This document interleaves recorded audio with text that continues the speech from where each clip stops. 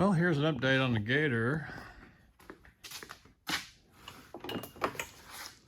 We redid the motor mount and stiffened it up, and a couple of guys I know didn't like the idea of welding on the frame. It was probably a good idea, a little thin, so I made some really big, heavy box brackets with through bolts, and we'll just keep an eye on that and see how it goes. Got the motor in, and it fit on the C-face frame that I got on eBay. It looks great. That pulley just sitting on there, I haven't pushed it up yet. Machine shop is still cutting and welding the big sprocket to my motor coupler I talked about last time. And this week I'm going to go ahead and take this bracket and extend it all the way under as well. Cool thing, a differential, it's got a magnetic plug of the ring gear, and this wire goes to a sensor right here inside the filler plug, so the speedometer is going to work. This other hose here is to vent the differential. The motor required maybe 1/4 of an inch of trimming out of the framework on the back. Not too bad. The motor controller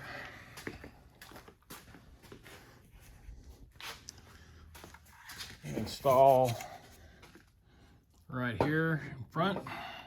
I got a big aluminum plate coming from eBay, and it'll act like a heat sink. I'll be able to run that right across here and add maybe some more devices to it, maybe like the contactor there.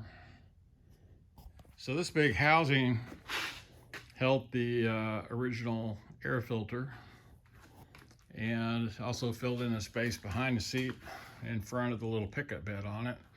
And trying to keep everything as original as possible, decided to use this and install the electronics under it.